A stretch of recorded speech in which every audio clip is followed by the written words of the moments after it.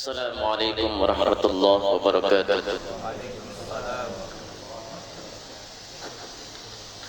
Bismillahirrahmanirrahim. Innal hamdalillah nasta'inuhu wa nastaghfiruhu wa nu'minu bihi wa natawakkalu 'alaihi. ونعوذ بالله من شرور أنفسنا ومن سيئات أعمالنا من يهده الله فلا مضل له ومن يضلله فلا هادي له أشهد أن لا إله إلا الله وحده لا شريك له وأشهد أن سيدنا محمدا عبده ورسوله لا نبي بعده. قال الله تعالى في كتابه الكريم وهو أصدق القائلين بعد نعوذ بالله من الشيطان الرجيم ومن يتق الله يجعل له مخرجا ويرزقه من حيث لا يحتسب فيا عباد الله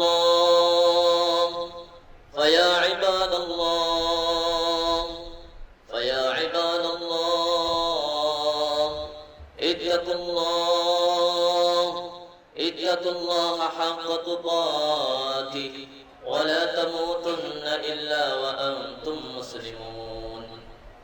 وقال تعالى جل جلاله ومن آياته أن خلق لكم من أنفسكم أزواجا لتسكنوا إليها وجعل بينكم مودة ورحمة إن في ذلك لآيات لقوم يتفكرون.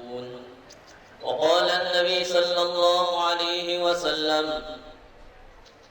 النكاح سنتي فمن رغب عن سنتي فليس مني. وفي رواية أخرى النكاح سنتي ومن لم يعمل بسنتي فليس مني أو كما قال النبي صلى الله عليه وسلم. Hadirin jamaah walimatul urus yang dirahmati oleh Allah. Alhamdulillah, pada pagi hari ini kita sebentar lagi akan menyaksikan daripada akad nikah ijab kabul atas adik kami, ponaan kami Muhammad Heru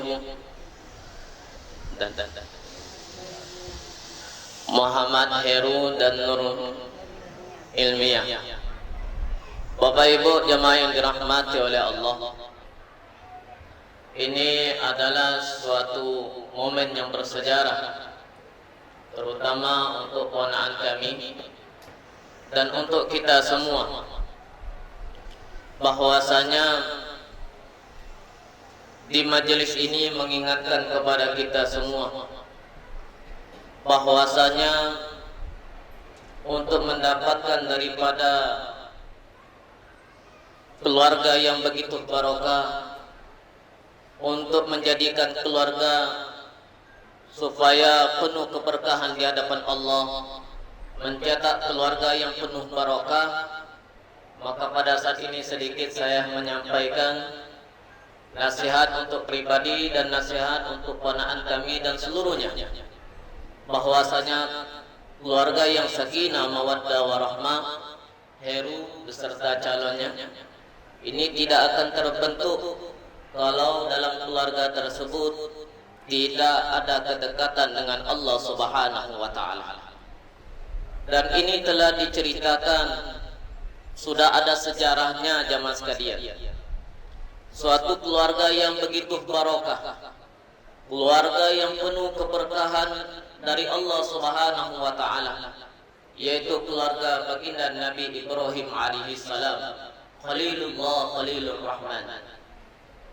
Kenapa jemaah sekalian? Keluarga Nabi Ibrahim termasuk keluarga yang penuh berkah. Keturunannya menjadi para nabi, menjadi para rasul. Lain halnya dengan keluarga yang lain. termasuk Sayyidul Anbiya, Sayyidul Mursalin, Sayyidul Makhluqat, baginda Nabi Muhammad sallallahu alaihi wasallam. Allah Subhanahu wa taala jadikan dari keturunan Nabi Ibrahim alaihissalam. Kenapa jemaah sekalian? Wa idz batala Ibrahim rabbuhu bikalimatin fa'atammahun. Nabi Ibrahim ini ketika diuji oleh Allah Subhanahu wa taala, maka setiap ujian tadi senantiasa dikerjakan, bukan hanya dikerjakan tapi dikerjakan penuh dengan kesempurnaan. Apa baik perintah Allah digawe kenyo, nak berat nak ringan digawe kenyo. Tapi jemaah sekalian yang dirahmati oleh Allah, menurut kita itu sangat luar biasa beratnya. Karena suatu ketika Nabi Ibrahim pernah diperintah oleh Allah, wahai Ibrahim, sembelih anak. Melalui daripada mimpi jemaah sekalian, inni ara fil manami anni azbahuka fanzur madza tara. Anni azbahuka fanzur madza tara. Wahai anakku, tadi malam bapakmu di mimpi dapat perintah dari Allah untuk menyembelih kamu. Fanzur madza tara. Maka bagaimana pendapatmu wahai anak? Kemudian jamaah sekalian, anaknya anak yang soleh, anak yang dekat dengan Allah, sehingga kesenangan Allah didahulukan, baru kesenangan kita jamaah sekalian. Begitu juga dalam bentuk rumah tangga yang sakinah mawaddah warahmah, dahulukan dulu kesenangan Allah, perintah-perintah Allah digawikeun, kage lambat tahun keluarga kita dijadikan oleh Allah keluarga yang sakinah mawaddah warahmah, keluarga yang barokah sebagaimana keluarga Nabi Ibrahim. Apa kata anak Nabi Ibrahim yang bernama Ismail? If'al ma tu'mar satajiduni insyaallah minas sabirin. Wahai ayahku, kerjakan saja ini perintah Allah. Insyaallah nanti engkau menyumpai saya termasuk golongan orang-orang yang sabar. Jamaah sekalian yang dirahmati oleh Allah, itu anak beserta bapak taat dengan Allah. Dalam kejadian lain Nabi Ibrahim diperintah oleh Allah, tinggalkan anakmu, tinggalkan istrimu. Istrinya yang bernama Hajar. Maka istrinya bertanya, wahai suamiku, mau kemana engkau? Apakah engkau ingin meninggalkan kami di padang pasir yang begitu tandus? Wala ushkun, wala syajarun, wala ta'amun, wala syarabun. Tak ada tanda-tanda kehidupan di sini. Apakah engkau meninggalkan kami pada saat ini semata-mata perintah Allah? Kalau perintah Allah, pergilah, ada apa-apa. Karena jamaah sekalian, Allah menguji Nabi Ibrahim. Dia lebih sayang kepada anaknya yang lucu Ismail yang masih kecil. Apakah dia ini masih sayang kepada istrinya yang begitu cantik? Apakah mengalahkannya cinta kepada Allah Subhanahu wa taala? Namun tidak jemaah sekalian. Akhirnya Nabi Ibrahim mendahulukan kecintaannya kepada Allah. Apa perintah Allah digawekenyo, baru kesenangan beliau yang menyusul. Jemaah sekalian yang dirahmati oleh Allah, akhirnya pergi Nabi Ibrahim menjalankan perintah Allah, tinggallah Hajar bersama Ismail. Ismail kehausan. Kemudian Hajar mencari air di Bukit Sofa dan Bukit Marwah. Ini yang dinamakan rangkaian ibadah sa'i jamaah sekalian. 7 kali bolak-balik ulama katakan kenapa harus 7 kali Hajar bolak-balik Bukit Sofa dan Marwah? Ini menunjukkan bahwasanya tak ada putus asa dalam diri Hajar pada saat itu. Dan Allah menguji Hajar, apakah ada sifat putus asa di dalam menjalankan perintah Allah. Ternyata Hajar pun lulus. Istrinya lulus menjalankan perintah Allah, suaminya lulus menjalankan perintah Allah, anaknya lulus menjalankan perintah Allah. Dan inilah diantara yang menyebabkan keluarga Nabi Ibrahim termasuk keluarga yang penuh barakah. Keturunannya menjadi para nabi, menjadi para rasul, termasuk baginda Nabi Muhammad sallallahu alaihi wasallam. Maka pesan untuk ponakan kami, untuk adik kami, untuk keluarga baru kami, bagaimana yang sekarang ini diniatkan pernikahan ini, karena niat ini innamal a'malu binniyat, menurut daripada niatnya ibadah.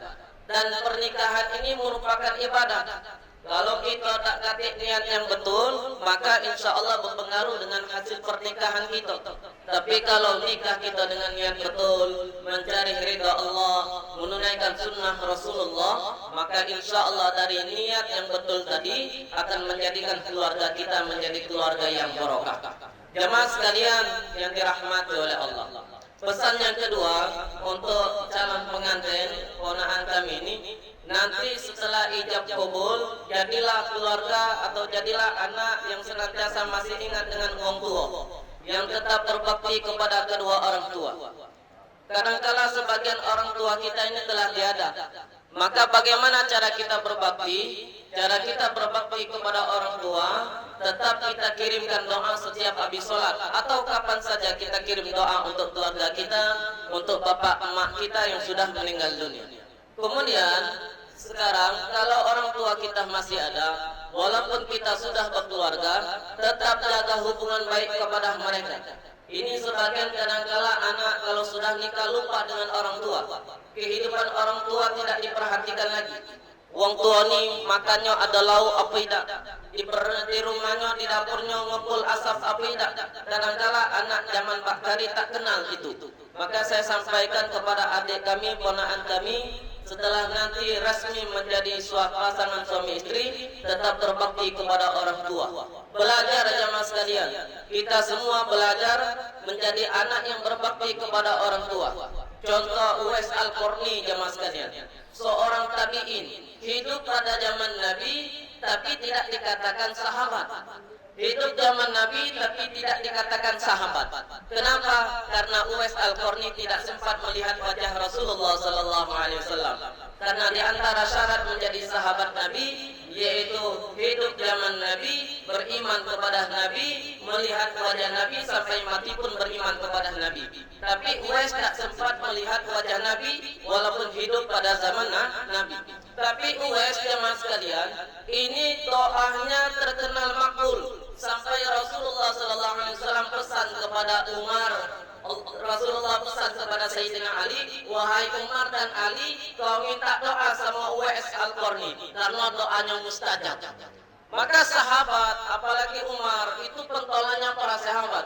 Siapa yang tak kenal Sayyidina Umar? Bahkan iblis pun takut sama Sayyidina Umar. Setan pun takut dengan Sayyidina Umar. Tapi jamaah sekalian, Nabi pesan minta doa sama Uwais. Rupanya usut diusut, Uwais ini tinggal di kota Yaman, di daerah Yaman. Tidak terkenal, tidak viral sejak zaman Pak Kari. Dikit-dikit viral, dikit-dikit viral. Mending kalau viral yang bagus. Sekarang viral yang tertenggit-tenggit zaman Pak Kari. Nah, Uwais ini viral di langit tapi tidak viral di bumi.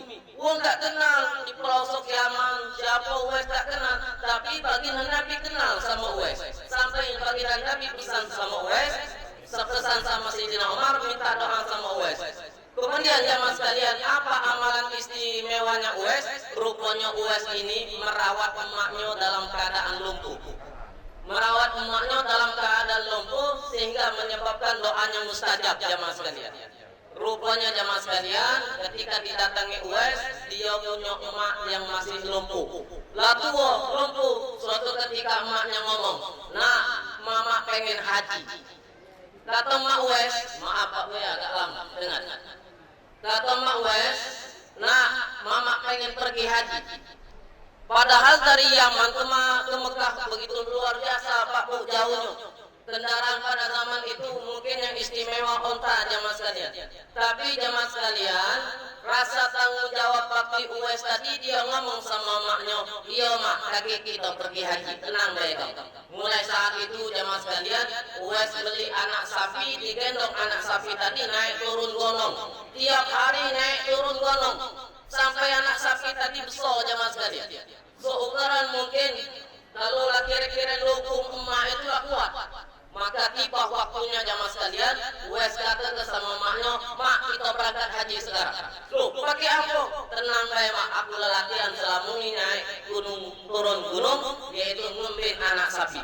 Kamu kudukung dari Yaman ke Mekah jamaah sekalian." Bakti Uwais kepada emaknya jamaah sekalian. Mungkin kita tidak sanggup jamaah sekalian, tapi banyak cara kita berbakti kepada kedua orang tua. kalau mereka masih hidup, senantiasa jaga hubungan baik kepada mereka, senantiasa minta nasihat kepada mereka, dan yang terpenting minta doa mereka, karena doa mereka ini diijabah oleh Allah Subhanahu wa taala. Kemudian jamaah sekalian, yang pada intinya calon pengantin ini ada terbentuknya sakinah mawaddah warahmah, yakni bagaimana dalam urusan rumah tangga ini jaga perintah Allah, nanti akan terbentuk keluarga yang sakinah mawaddah warahmah. Keluarga yang sakinah mawaddah warahmah bukan berarti keluarga yang tak ganti masalah dalamnya, tidak, tapi ketika ada masalah senantiasa dia dekatkan dirinya pada Allah sehingga diberi jalan keluar oleh Allah. Wa may yattaqillaha yaj'al lahu makhraja.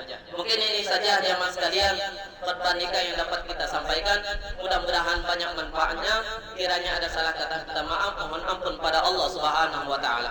Aqulu qawli hadza fastaghfirullah li wa lakum min sa'iril muslimin wal muslimat wal mu'minin wal mu'minat fastaghfiru innahu huwal ghafurur rahim.